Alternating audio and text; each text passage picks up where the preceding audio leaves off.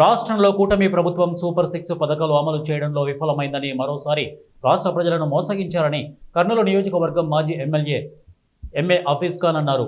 కర్నూలు నియోజకవర్గంలో వైఎస్ఆర్ కాంగ్రెస్ పార్టీ 10వ ward corporator కార్యాలయంపై దాడిని తీవ్రంగా ఖండించారు.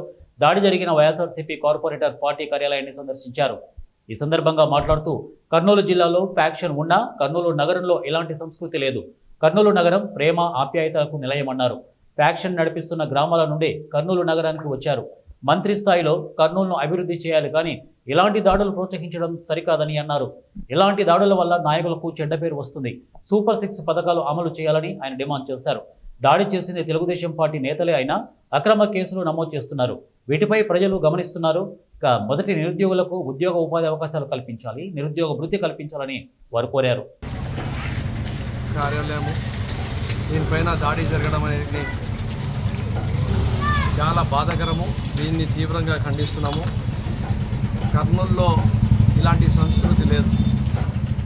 నేను చెప్పేది ఒకటే, అది యా రాజకీయ పార్టీ నాయకులున్నా కర్నూలు నగరంలో రాజకీయాలు చేయాలనుకుంటే మీరు ఒకటి ఆలోచించుకోవాలి. గత 30-40 సంవత్సరాల్లో కర్నూలు జిల్లాలో ప్రతి గ్రామంలో ఫ్యాక్షన్ జరిగింది, కానీ కర్నూలు నగరంలో మాత్రము ఫ్యాక్షన్ జరగలేదు. కర్నూలు నగరంలో ఇలాంటి దౌర్జన్యాలు జరగలేదు. ఇది కర్నూలు ప్రజలు దీనిని హర్షించరు. దీనివల్ల మీకు రాజకీయ లబ్ధి మీకు రాదు. మీరు ఒక అహంకారంతో ఈ పనులు చేస్తున్నారు. ప్రజలన్నీ గమనిస్తున్నారు. కర్నూలు ప్రజలు చాలా చైతన్యవంతులు.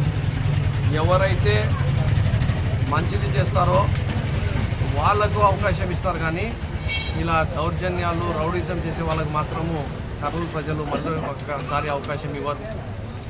తెలుగుదేశం పార్టీ నాయకులకు, కార్యకర్తలకు చెప్పేది ఒకటే, మీకు అధికారం ఇచ్చింది ప్రజలకు సేవ చేయడానికి, ప్రజలు మనసు గెలవడానికి. మళ్ళీ రేపు రాబోయే మున్సిపల్ ఎలక్షన్స్లో మీరు గెలవాలని చెప్పి ప్రయత్నం చేసుకోవాల్సిన బాధ్యత మీ పైన. అది చేసుకుంటే మేము దానికి రాజకీయంగా మేము ఒక ప్రతిపక్ష పార్టీగా ఏం చేయాలో మా స్ట్రాటజీ మాకు ఉండొచ్చు, మీ స్ట్రాటజీ మీకు ఉండొచ్చు. కానీ మీరు ఏదైతే సూపర్ 6 హామీలు ఇచ్చినారో దాంట్లో విఫలమైపోయినారో. మీరు ఏ వార్డులో ఒక రోడ్డు వేయలేకపోతున్నారు, ఒక కాలువ కట్టలేకపోతున్నారు, ఒక పార్క్ కట్టలేకపోతున్నారు.